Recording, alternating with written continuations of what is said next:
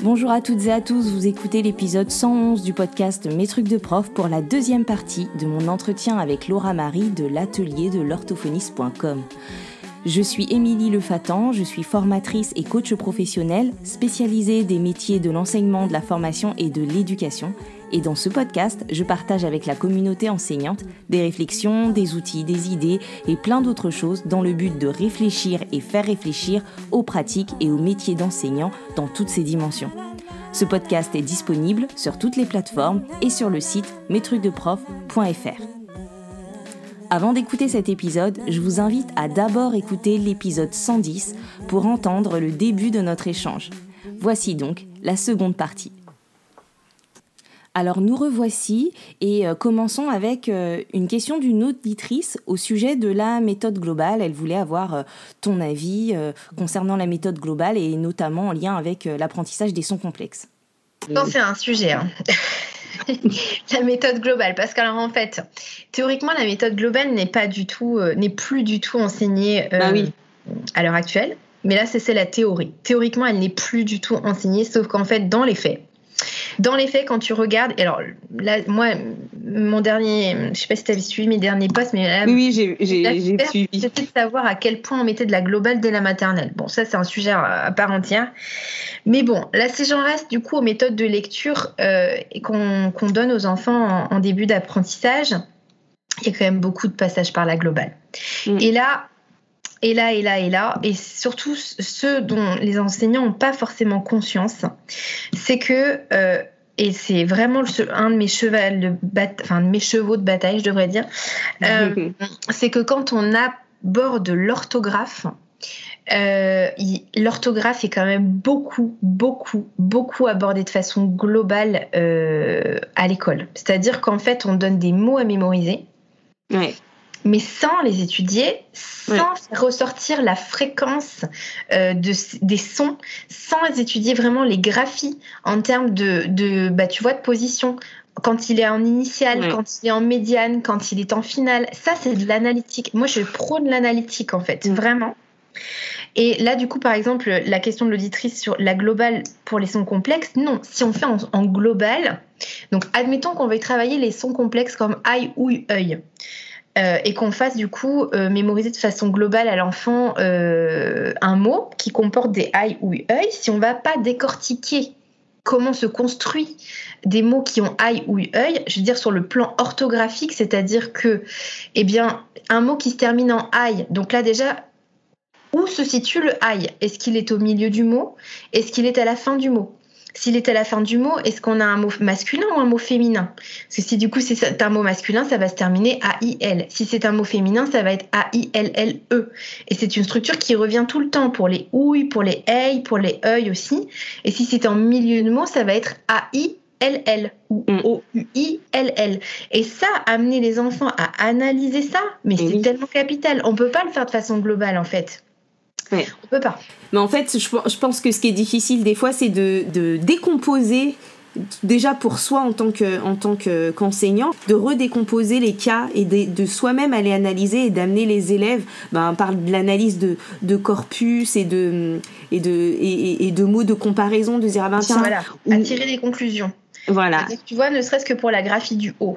Tu vois, tu mets des étiquettes, tu amènes les enfants à essayer de voir, le EAU, c'est quand même quasiment tout le temps en fin de mot qu'on le rencontre, le EAU. Oui, on peut tirer ce genre de conclusion. Même les mots qui se terminent en O, donc soit ça va se terminer en EAU, soit ça va se terminer en OT en français, la majorité. Alors on peut avoir du AUD comme dans crapaud, mais quand même, en termes de fréquence, les amener à prendre conscience que quand on a un mot qui se termine en O, il y a de fortes chances que ce soit EAU, soit OT, comme escargot, comme et c'est quand même, mais ça et c'est pas abordé comme ça tellement en fait l'orthographe. C'est un autre message que moi j'avais envie de faire passer aujourd'hui, c'est-à-dire d'éviter d'aborder l'orthographe de façon globale, c'est-à-dire t'abordes l'orthographe de façon globale quand tu proposes des listes de mots à mémoriser. Voilà. Sans les analyser. Et pourtant, c'est tellement fait. Et parce qu'aussi, je pense qu'il y a un moment donné où je sais pas comment dire, mais où on estime que les élèves l'ont fait avant ou qu'ils le savent, et on donne les mots sans, comme tu dis, sans les analyser, sans créer d'analogie. On va donner, parce que aujourd'hui on a envie de faire une dictée avec râteau et manchot. Bon, je sais pas quelle phrase pourrait avoir les deux, mais et on va leur donner ces mots-là à apprendre parce que c'est dans cette dictée-là.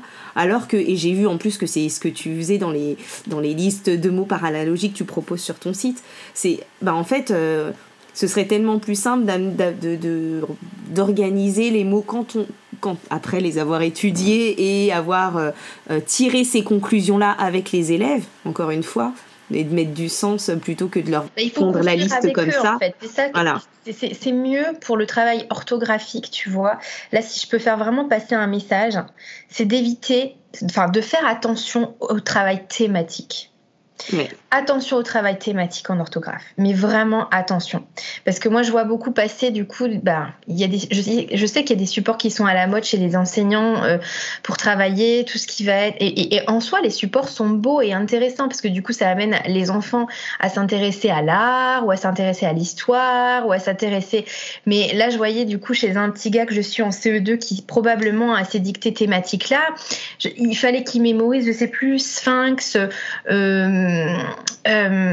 comment dire, sarcophage, des mots qui sont ultra complexes, en fait, sur lesquels on peut déjà se poser la question de la fréquence. C'est-à-dire que des mots, en fait, il faut aussi qu'il y ait une gradation chez les enfants et dans le vocabulaire qu'on propose à mémoriser aux enfants en termes de fréquence. C'est-à-dire, il faut d'abord qu'ils puissent mémoriser du vocabulaire de la vie de tous les jours, du vocabulaire qu'on va rencontrer. Et ensuite, quand on mêle dans une même dictée des mots qui sont très différents les uns des autres, c'est-à-dire sans analogie, sans conclusion à tirer à partir d'une graphie, justement parce qu'on n'étudie pas telle ou telle graphie en détail, moi je trouve ça en fait contre-productif.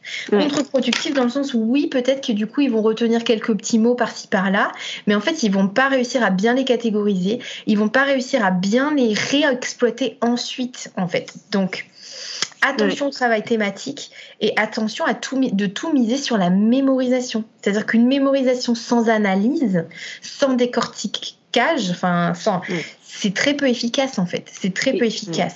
Et puis en plus, plus tu as les éléments de compréhension et d'analyse, moins tu as besoin de mémoriser. C'est-à-dire que si on reprend l'exemple du EAU à la fin, tu as peu de chances de te tromper si tu as mémorisé que le O à la fin, c'est souvent EAU ou OT. Tu t'encodes quelque chose. C'est exactement ce que j'enseigne dans mes ateliers, ou ce que j'enseigne à mes patients dysorthographiques. Et alors en plus, ça c'est scientifiquement montré, que quand on enseigne l'orthographe de cette façon-là aux enfants, ça profite et aux enfants qui sont doués en orthographe et aux enfants qui sont fragiles en orthographe. Donc même les enfants dysorthographiques, en fait, là moi depuis des années, je n'utilise plus que cette façon de faire, c'est-à-dire du coup par enseignement, par fréquence de graphie en fait, et par morphologie, et c'est hallucinant.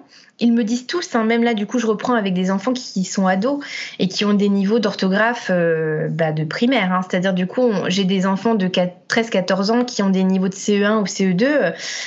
Quand on reprend tout ça et qu'on voit du coup l'orthographe comme une construction, comme un code à craquer, comme justement quelque chose qui se construit comme des petits Legos, tu vois, c'est-à-dire que tu leur donnes les clés pour pouvoir assembler avec des préfixes, avec des suffixes, avec justement des graphiques qui reviennent régulièrement, soit en début de mot, soit en fin de mot. Enfin, genre, tu vois, ne serait-ce que quand tu étudies le son Z, le Z, voilà, je veux écrire un Z, les rendre autonomes. Donc là, t'es dans ton mot, moi c'est ce que je fais avec mes patients, t'es dans ton mot, tu veux écrire Z. Pose-toi la question, c'est en début ou c'est en fin de mot? C'est en début de mot, c'est un Z alors. Tu n'auras jamais de S qui fera Z en début de mot. D'accord ? Si ça fait Z en fin de mot ou en milieu de mot, te pose pas la question, c'est forcément un S. Voilà, sauf si tu as des nombres comme 13, 14, 15, 16. Voilà. Mais du coup, tu leur simplifies tellement la tâche. Là, ils n'ont pas à apprendre par cœur, ils sont autonomes en fait. Exactement. Tu leur donnes des clés et c'est hyper important. Si du coup on abordait l'orthographe comme ça, de façon vraiment analytique et pas globale, c'est-à-dire du coup je veux transcrire un son, Comment je le transcris, voilà. Il y a des clés comme ça, il y a quelques clés comme ça à avoir. Mais en fait, les enfants sont hyper autonomes et c'est surtout que tu vois sur leur visage comme ça se détend. Ils se disent « Ah, mais c'est seulement ça !»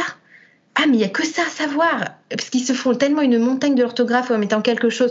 Enfin, chez les grands, tu vois, les grands qui, du coup, ont acquis que l'orthographe, c'était quelque chose de compliqué, qu'il y avait tout le temps des exceptions, qu'en français, c'était une langue difficile. Quand tu leur montres qu'en fait, non, il y a un code, et qu'il y a un code à craquer, et qu'il y a des récurrences, ben, en fait, ils sont tellement ravis. Ils sont tellement ravis.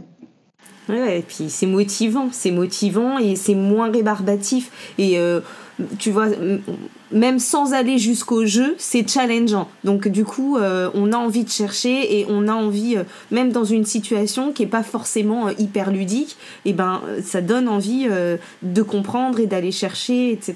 Donc, Et tu les rends autonomes. Les rends autonomes. Rien que cet après-midi, j'avais une séance avec une ado de 14 ans là. On a vu quelques notions ensemble. Je lui ai lancé du coup des mots qu'elle n'avait jamais écrits de sa vie. Je sais plus ce que c'était, buissonnière. Elle a su les écrire parce que du coup, elle a appliqué juste le code que je lui ai donné. Je lui ai dit, fais-toi confiance, fais-moi confiance. On a travaillé ça ensemble.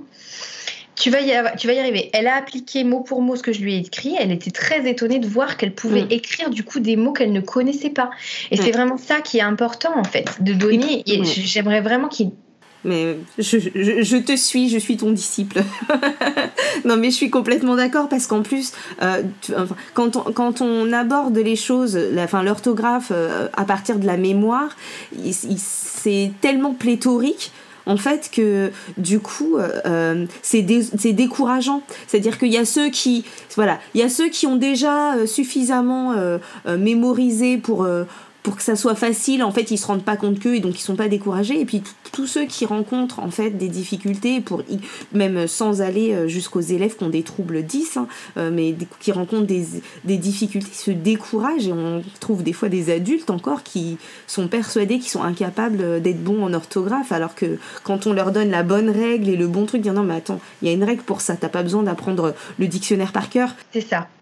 C'est exactement ça, c'est exactement ça. Voilà, et c'est ce que je dis, c'est pléthorique, c'est l'océan. Et tu leur sers, en fait, c'est-à-dire que tout mot en soi, si tu ne donnes pas des clés, des codes, tout mot est à apprendre par cœur en fait. Si du coup tu te rends pas compte des récurrences, de ce qui revient, de la structure, ben en fait tu as tout à apprendre.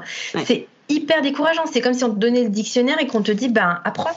Ouais. Sauf que oui d'accord, je commence par où, je commence par quoi, je fais quoi, c'est hyper inquiétant, c'est hyper décourageant, c'est peu intéressant et c'est finalement peu efficace parce que les enfants, quand tu tables tout sur la mémoire comme ça, en fait, et qu'en plus tu n'as pas un apprentissage spiralaire, il y a ça aussi, c'est que du coup il faut avoir un apprentissage spiralaire.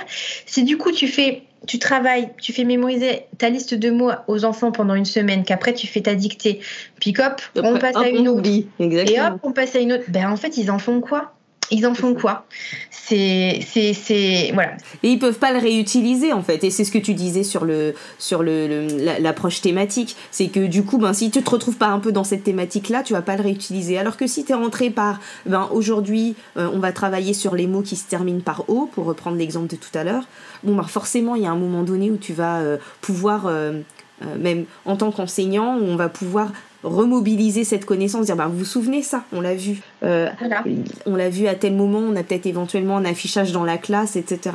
Puis des mots en haut, on en a ou n'importe quoi, quel que soit ton, on en a besoin tout le temps et on peut aller les remobiliser. Vous vous souvenez, un mot qui se termine par O, comment il peut se terminer, lequel on choisit, pareil pour les aïe, etc. On peut remobiliser du coup en fonction de nos thématiques, aller chercher comme ça. Et je pense qu'il vaut mieux du coup aborder l'orthographe de façon différente et faire très attention au travail thématique. Mais vraiment, c'est dangereux.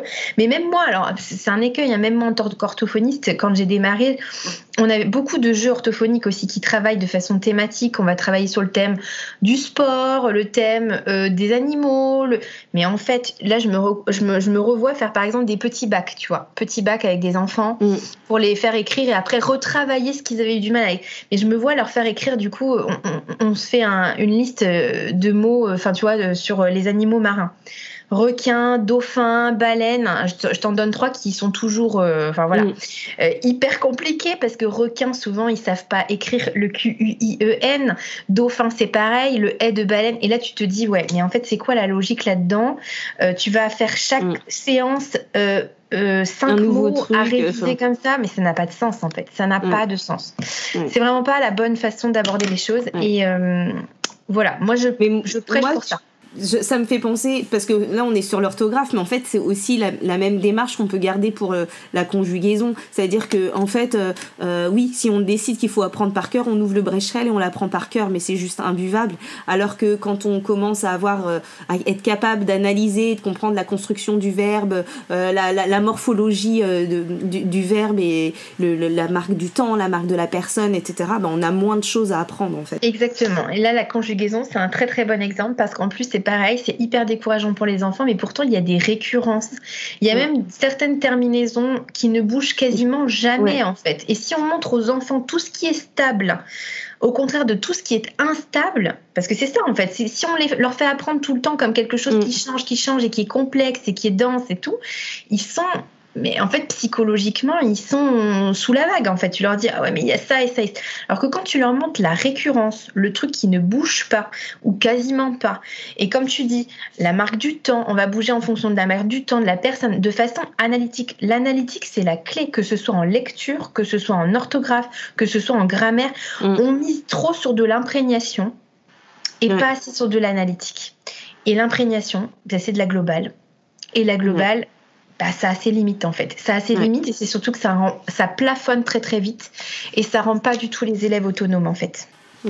Puisqu'on est en train de parler un peu d'orthographe, qu'est-ce que tu penses de la question des homophones ? C'était une question d'une auditrice aussi.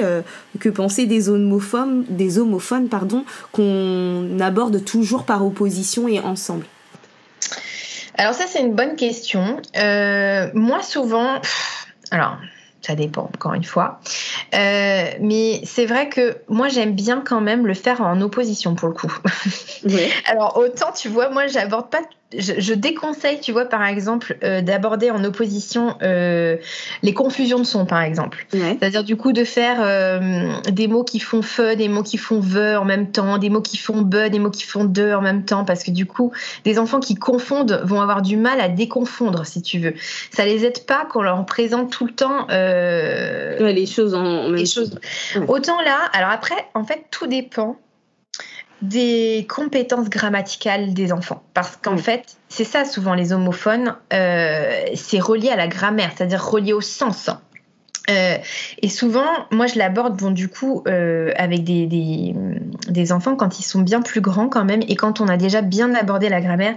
Donc moi en général, j'aborde les homophones en lien avec la grammaire. C'est-à-dire du coup quelle classe grammaticale c'est. Si on parle d'un... Alors après je sais pas, du coup si on a un exemple, les mais, enfin si c'est des homophones grammaticaux quoi par exemple. Ah, oui, je sais pas si c'était des homophones lexicaux, des homophones grammaticaux. Là c'était des homophones grammaticaux là, puisqu'elle parlait d'opposition. Mais je vois ce que tu veux dire et j'avais jamais vu ça sous cet angle parce que j'étais moi aussi plutôt dans l'idée de me dire faut arrêter de les voir ensemble parce que on entretient la confusion comme pour ce que tu disais sur les feux etc sur les phonèmes mais en t'écoutant là je me dis que effectivement c'est peut-être aussi encore une fois une question de sens et d'analytique, c'est-à-dire que si on amène le A avec accent, A sans accent ensemble, en disant juste celui-là tu peux mettre, celui-là tu le remplaces par avait et celui-là tu le remplaces pas par avait, là ça fonctionne pas. Et moi je revois des élèves faire exactement l'inverse en se disant je mets un accent parce que je peux dire avait et du coup mais en fait ils oublient. C'est-à-dire que du coup ils savent qu'il y a un truc. On leur a dit qu'il y avait un truc, donc il faut faire attention. Mais c'est vrai que c'est pas fonctionnel là pour le coup. C'est-à-dire que on décorrèle vraiment du sens. On leur donne un truc. On te donne un truc, sauf qu'en fait, si l'enfant il est pas branché sur de la grammaire, si lui-même il a du mal à savoir du coup quelle est la vraie catégorie grammaticale du mot, comme tu dis, il va te dire, en fait, ça va être un peu au petit bonheur la chance. Donc c'est vrai que en général, c'est quand même à travailler en grande corrélation avec l'analyse grammaticale, en fait. C'est très difficile, moi, je trouve, de décorréler de l'analyse grammaticale. Et c'est toujours dans cette idée d'apporter de l'analyse, en fait. Mais, enfin, en fait, là, tu mets des mots sur quelque chose que intuitivement j'avais, mais pas forcément pensé, enfin...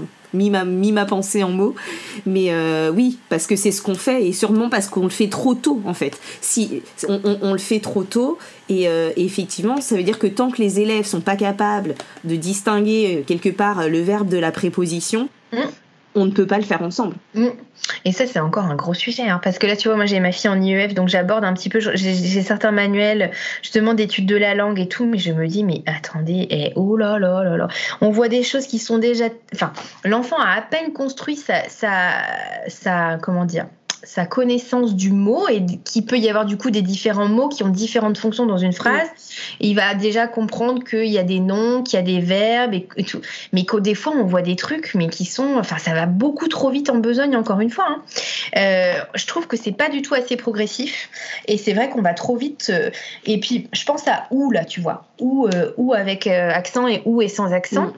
En général, le premier qu'on voit, ça va être... Enfin, en fait... C'est pas un mal de les voir en opposition, mais c'est vrai que le mieux serait quand même d'aborder par exemple le ou bien, tu vois, premièrement, isolément, en analysant à quoi ça sert, etc. Et puis un peu plus tard, voir qu'il existe un autre ou qui sert à dire complètement autre chose. Et là, du coup, on peut lui apporter un petit moyen mnémotechnique, c'est-à-dire du coup qu'on lui met, moi souvent je dis la petite flèche pour dire le lieu, si tu veux. En général, c'est pour dire où est mon frère, où sont les chaussures. Enfin, en général, on parle d'un lieu. Là, on peut expliquer qu'on met un petit accent qui a une forme de flèche. Enfin, voilà. Mais ça veut dire que du coup... Il faut d'abord avoir les critères, avoir s'être emparé du concept de l'un, puis de l'autre, pour ensuite pouvoir les travailler en opposition, pour pouvoir travailler, se dire bon bah ok, là je fais quoi, je choisis lequel, maintenant que je connais les deux. Mais par contre, en fait, mais il faut du coup avoir déjà plein de notions grammaticales avant. Voilà, on peut pas les introduire. En fait, par exemple, tu prends l'exemple du ou sans accent ou avec accent, ceux-là on les rencontre dès le CP. Donc en fait, là à ce moment-là, les élèves ils n'ont pas suffisamment de bagage grammatical pour pouvoir les travailler ensemble. Ils ont juste besoin de bien comprendre l'un, ce que c'est qu'un, ah ben oui, ou c'est ça, de comprendre ce que c'est que le deuxième, et puis après, plus tard, on pourra les faire choisir, quoi. Voilà, c'est ça. C'est exactement ça.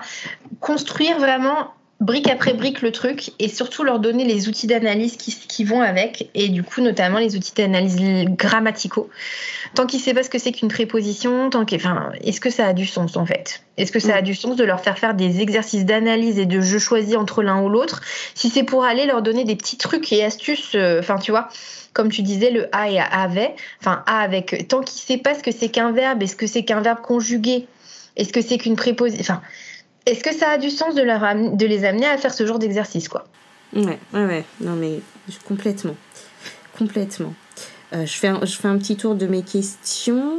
Il y avait une question, du coup ça fait revenir un peu sur le bilan orthophonique, mais une question que j'ai oublié de te poser. Qu'est-ce que c'est en fait, en quelques mots, qu'est-ce que c'est en fait le bilan orthophonique et en quoi ça consiste, à quoi ça sert vraiment ? Parce que du coup on l'entend tout le temps, on l'utilise, on demande d'en faire, mais finalement ça se passe comment ? Ça dure combien de temps ? Toi ça te permet de voir quoi ? Alors, je vais avoir une réponse de Normande. Ça dépend. Alors déjà, ça dépend pourquoi. En fait, le bilan orthophonique, il n'existe pas deux bilans orthophoniques. On va avoir un bilan orthophonique de langage oral, un bilan orthophonique de langage écrit, un bilan orthophonique logico-mathématique. Voilà. Tu vas avoir en fait un type de bilan en fonction de la demande. Et ça va pas du tout être la même chose qui va être évaluée en fonction du coup de ce qui va être recherché.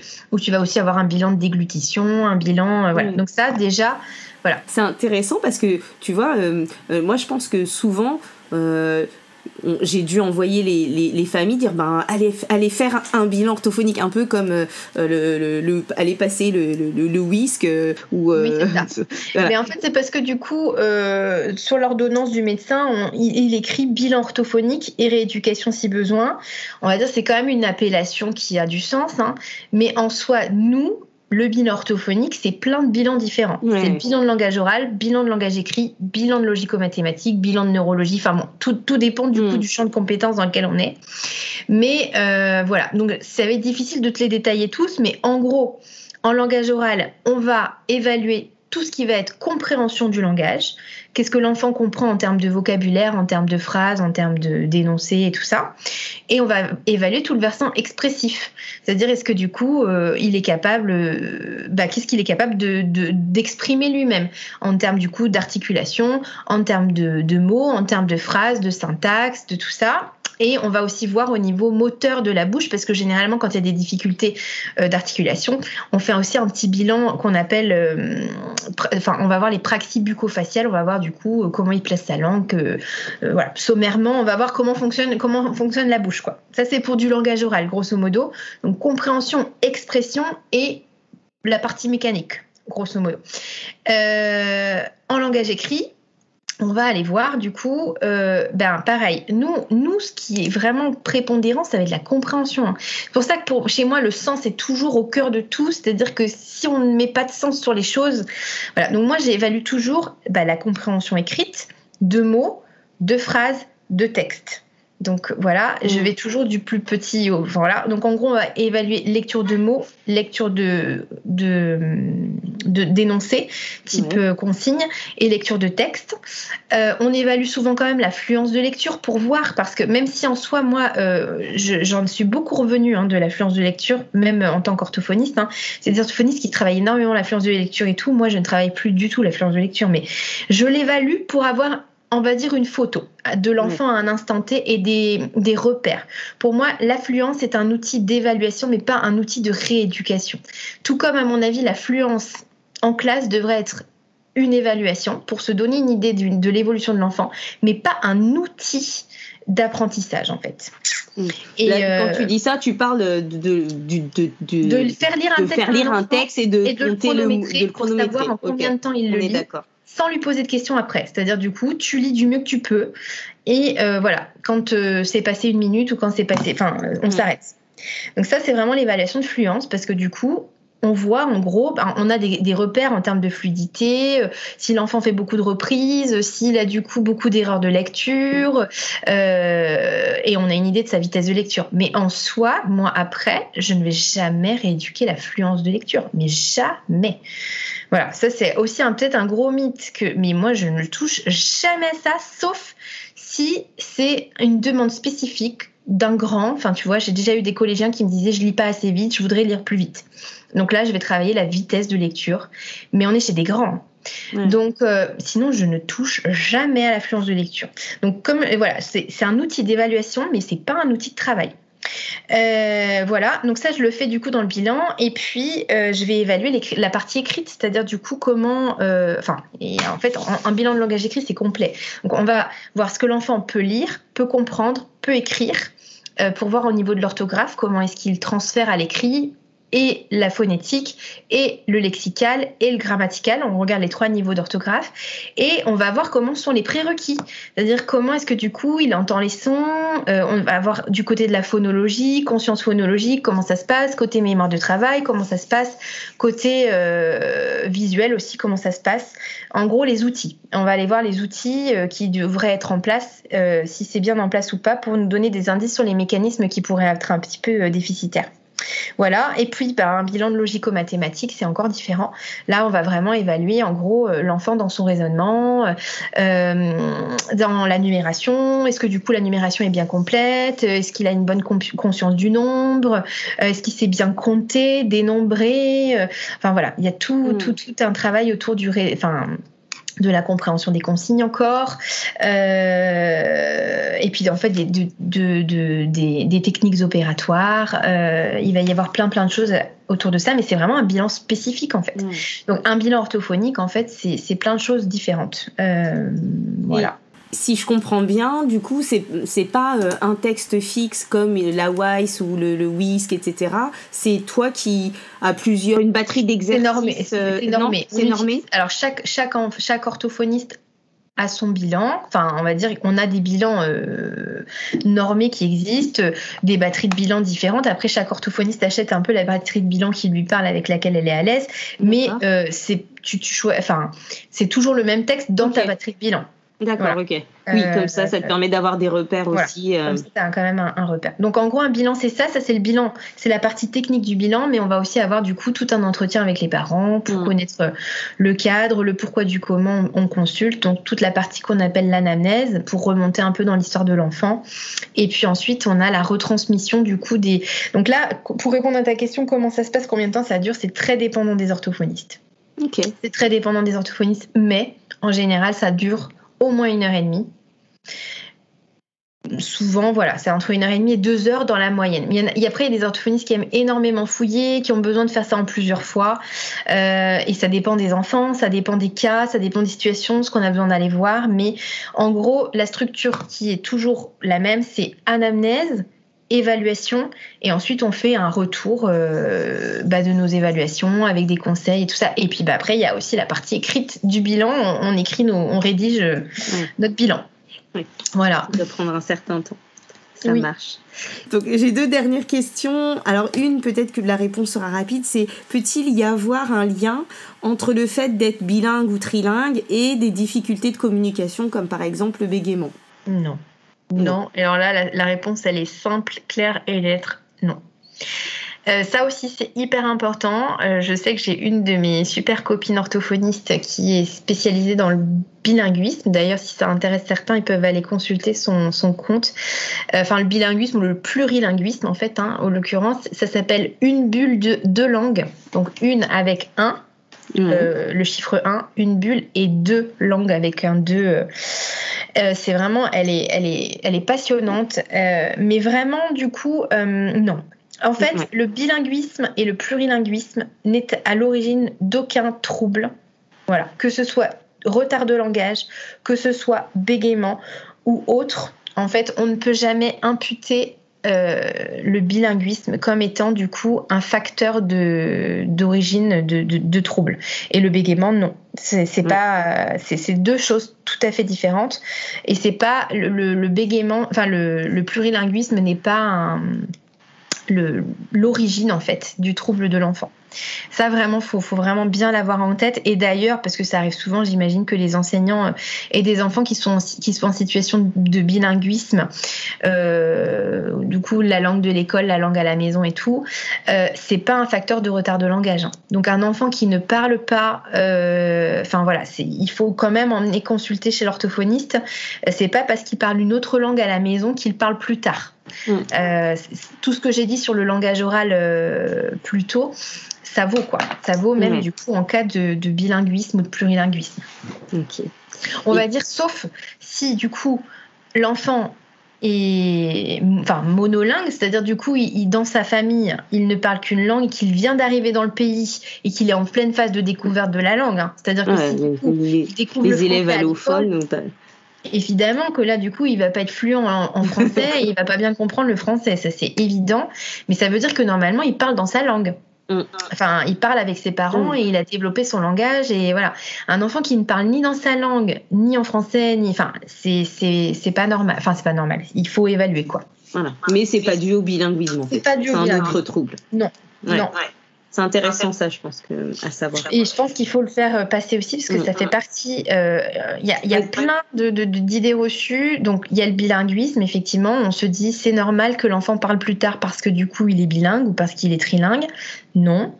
Et il y a aussi des choses comme, mais bon ça vous concerne un peu moins, c'est-à-dire du coup on a les médecins qui attendent tout le temps l'entrée à l'école avant de faire consulter en orthophonie. C'est-à-dire que du coup l'enfant ne parle pas, attendez qu'il arrive à l'école. Du coup, on a des enfants qui, à 3 ans, ne parlent toujours pas, mais on attend qu'ils arrivent à l'école. Non. C'est pareil. En fait, nous, on est plutôt pour des prises en charge précoces. Plus les enfants nous arrivent tôt et plus on peut mettre des choses en place tôt. Et normalement, un enfant de 3 ans devrait parler, en fait. C'est-à-dire, du coup, alors, il fait pas des discours, mais il devrait déjà parler et faire des petites phrases à l'entrée à l'école, quoi. C'est-à-dire que, du coup, un enfant qui arrive à l'école sans parler, c'est déjà... voilà. Et c'est vrai que des fois, on peut avoir tendance à retarder. Moi, j'ai en tête quelques élèves où finalement, on a décelé tard, je reviens un peu là sur le bilinguisme, mais on a décelé tard des troubles du langage parce que, oui, mais c'est peut-être parce que dans sa famille, on parle une autre langue. Ah oui. Et alors que du coup... Ça amène à repousser, sauf qu'en fait, après, on se rend compte qu'effectivement, c'est parce que, en fait, il y a un trouble sous-jacent que cet enfant a du mal à développer ces deux langues. C'est pas le fait d'avoir des deux langues qui l'empêche, c'est l'inverse, en fait. C'est que du coup, souvent, il y a un trouble phonologique qui l'empêche de bien développer ces deux langues. Voilà. Ça marche. Et puis la dernière question que j'avais, mais qui je pense nécessiterait à elle seule tout un épisode, c'est comment bien repérer les troubles 10, que dire aux parents et surtout que faire en classe pour les aider quand voilà, quand les élèves... En fait, il faudrait presque se reprogrammer à un autre, effectivement, parce qu'en soi, c'est un épisode en soi, puisqu'en fait, trouble 10... Il y en a tellement. Enfin, déjà, on parle plus de troubles 10. Bon, c'est plus facile du coup, mais on les appelle plus comme ça, on les appelle troubles spécifiques des apprentissages. Mais effectivement, après, c'est plus facile à... voilà, moi, j'utilise toujours le terme de 10 parce que c'est quand même plus facile, mais bon, on va avoir la dysphasie, la dyspraxie, la dyslexie, la dysorthographie, la dysgraphie. Et en fait, ils ont tous une façon de se présenter tout à fait différente et effectivement, on les repère pas de la même manière et on n'adapte pas de la même manière, mais en soi, ça demande tellement de temps pour développer ça que faudrait quasiment une demi-heure en fait pour rentrer dans le détail de tout ça. Mais écoute, si tu as envie à un moment donné qu'on se refasse ça ensemble sur ce sujet spécifique-là. Et ben voilà, avec plaisir, on pourra se refaire un épisode spécial 10 si tu veux du coup. Ouais. Ok, avec grand plaisir. Ben, je note ça. Bon, en tout cas, merci Laura, c'était génial, j'ai adoré notre échange. Tant mieux, je vois que du coup ça fait 1 heure qu'on est, mais en même temps, du coup, je sais pas comment tu feras, si tu feras en 2 parties, mais je suis hyper bavarde en fait, c'est vrai que... Moi aussi, mais là j'avais très envie en plus de t'écouter, j'étais tellement d'accord. Alors les auditeurs, les auditrices ne me voient pas, mais j'acquiesçais à ce que tu disais, je hochais la tête et non, c'est chouette. C'est chouette, en plus je pense que tous les éclairages que tu as donnés, que ce soit sur des petits observables bien précis pour pouvoir peut-être arbitrer autrement, comme tout ce dont on a parlé sur l'orthographe, etc. Je trouve que c'est hyper important et c'est vraiment l'objectif que j'avais de pouvoir dire si tu pouvais parler aux enseignants auxquels tu ne parles pas d'habitude, qu'est-ce que tu leur dirais? Moi il y a 2 choses vraiment, c'est attention à l'affluence de lecture. Vraiment. Et du coup, à la vitesse de lecture. En fait, la vitesse n'est qu'un élément et c'est vraiment un élément secondaire de la lecture. Enfin, vraiment. Ne pas décorréler la lecture de la compréhension. Voilà. On ne travaille pas. En fait, moi, je déconseille de travailler un petit bout de ci, un petit bout de ça, un petit bout de ça, un petit bout de ça, puis on met tout ensemble. Et en fait, non, la lecture. En fait, ce qu'il faut se dire, peut-être ça va être la phrase de fin, mais la lecture et de l'orthographe, c'est coder ou décoder un message. D'accord ? Du coup, quand on lit, on décode un message. Quand on écrit, on encode, on met en code un message. C'est que du code, mais du coup, il faut que c'est du sens, en fait. Voilà. Donc, il faut que je lise du sens et que je mette du sens. Il faut que j'écrive du sens et que j'y mette du sens. Tout est dans le sens. Si on décorrèle du sens, c'est comme d'ailleurs, je ne sais pas si ça se fait, c'est peut-être plus chez les orthos, mais faire lire des mots qui n'existent pas. Ben non, tu vois, des logatomes, en fait non, ça n'a pas de sens. Donc faire lire des mots, et je sais que ça se fait dans certaines méthodes de lecture. Oui, puis moi j'ai sûrement dû déjà le faire, tu vois, en cherchant... Des suites de syllabes de mots qui n'existent pas. Ben en fait non, ça n'a pas de sens en fait. Et il faut toujours se reconnecter à ça, reconnecter au sens. Est-ce que ce que je fais a du sens? Est-ce que ça a du sens pour l'enfant? Est-ce que ça lui donne du sens? Est-ce que ça l'aide à mettre du sens? C'est souvent ce qui aide à garder le cap en fait dans tout ça. Et puis ce que j'ai retenu aussi de ton discours et qui me parle mais à 1000%, c'est que ça les rend autonomes aussi. C'est de les rendre autonomes. C'est vraiment notre but, en tant qu'adulte et accompagnant. Enfin, moi, que ce soit, en rééducation, mon but c'est de les rendre autonomes. Et le but de l'enseignant aussi, c'est d'amener les enfants à être les plus autonomes possible. Il faut pas perdre de vue ça. Il faut vraiment leur donner le plus de clés possible pour être autonomes. Et c'est vraiment ça. sens et autonomie, et c'est justement parce qu'on met du sens qu'on devient autonome, parce qu'on comprend. Si on fait que du global ou de l'à peu près ou du par cœur, en fait, du coup, on a des notions. Mais on se retrouve avec des collégiens. On est dépendant de ce qu'on nous a enseigné, en fait. Puis on peut plus faire de lien. En fait, on a des collégiens. Après, ça se voit pas tout de suite en primaire, ça se voit au collège. Moi, j'ai plein de collégiens. Je fais beaucoup de rééducation de collégiens, mais il n'y a pas de sens. Ils n'ont pas fait de lien. Il n'y a pas de connexion. Ils ont des concepts. On peut pas dire qu'ils ont rien appris. Ils ont des concepts, mais ça ne fait pas sens. Voilà. Ils peuvent pas du coup les remobiliser, les transférer, les réutiliser parce que ils ont pas le mode d'emploi. Ça n'a pas fait le réseau. Donc voilà. Eh ben merci beaucoup pour cet échange. Je suis ravie. Où est-ce que tu veux, où est-ce qu'on peut te retrouver sur la toile et voilà, sur l'atelier de l'orthophoniste sur Insta et sur Facebook. C'est là que je suis la plus active en fait. Je suis quasiment là tous les jours. J'ai une forte communauté d'enseignants d'ailleurs qui sont là parce que c'est vrai que moi c'est pour la petite histoire. Moi je suis orthophoniste, mais au début je voulais être enseignante, donc j'ai fait toutes les études pour être enseignante. J'ai bifurqué qu'à la fin. Moi j'ai fait des études de lettres et j'ai même fait du coup option professorat des écoles et tout. J'étais partie pour être enseignante et puis au dernier moment j'ai bifurqué vers l'orthophonie. Donc en fait c'est quand même moi un monde qui m'intéresse. C'est pour ça d'ailleurs que je me suis spécialisée en orthophonie dans la prise en charge des troubles des apprentissages. C'est parce que du coup je suis à la jonction entre le soin et la pédagogie. J'adore la pédagogie et c'est vrai que du coup je décortique beaucoup, je vulgarise énormément. J'essaie du coup de faire les ponts entre justement tout ce qui va être orthophonie et enseignement. Donc pour les enseignants que ça intéresse, faut pas hésiter à venir me rejoindre. J'adore discuter en plus. Voilà, j'entretiens avec des enseignants, enseignants spécialisés beaucoup de discussions MP sur tout ce qui est pédagogie. Je décortique régulièrement des méthodes. Il y a plein d'enseignants qui m'envoient, qui me font découvrir des nouvelles méthodes et qui me demandent ce que j'en pense. Voilà, on décortique ensemble. Et donc voilà, j'essaie de vulgariser au maximum. Mes connaissances. C'est ce qui a attiré mon regard dans tes posts, quoi. C'est comme tu dis, la manière de vulgariser, de rendre clair et explicite les choses et de mettre du sens. C'est pas juste de donner le tips, c'est de dire voilà, ça je déconseille parce que ça ou comment ça fonctionne ou ce qu'on voit et on sent que t'as dit le mot qui me tient à cœur, c'est explicite. Voilà, explicite. Et c'est tout ce qui doit être fait tout le temps en enseignement, en rééducation, explicite. Il faut que la lecture soit explicite. Il faut que l'enseignement de l'orthographe, surtout, devienne explicite. Parce qu'on a fait beaucoup de progrès dans l'apprentissage de la lecture, je trouve. Quand même, je tape sur les méthodes de lecture, mais ça a beaucoup évolué. Mais alors, l'enseignement de l'orthographe, on en est loin encore. Mais on en est loin. Et il faut vraiment que ça devienne explicite. Et si du coup, on peut semer des petites graines à droite, à gauche, là, et du coup, faire en sorte que l'enseignement de l'orthographe devienne de plus en plus explicite, je vous assure que du coup, on va relever le niveau d'orthographe. Parce que vraiment, moi, je le vois chez des dysorthographiques. Donc, des enfants qui ont des pathologies de l'orthographe. Ils ont quasiment une orthographe, après, ils sont autonomes et tout. Donc, imaginez ce que ça fait chez des enfants qui n'ont pas de pathologie. Ouais, voilà. Des miracles. Donc, des miracles. Bon, écoute, merci beaucoup pour cet entretien. Et à bientôt, du coup, pour un autre. À bientôt pour un prochain, alors. Ouais. Merci d'avoir écouté l'intégralité de notre échange. J'espère qu'il vous aura plu et qu'il vous aura inspiré. Retrouvez Laura sur son site l'atelierdelorthophoniste.com et sur Instagram. N'hésitez pas à nous laisser un petit commentaire suite à l'écoute de ces épisodes, soit en utilisant l'adresse contact@metrucsdeprof.fr, soit en commentant nos publications sur Instagram et Facebook. Vous pouvez aussi laisser 5 étoiles sur Apple Podcast ou Spotify pour manifester votre appréciation de mon contenu. Pour ma part, je vous retrouve bientôt pour un nouvel épisode et d'ici là, prenez soin de vous. Bye bye.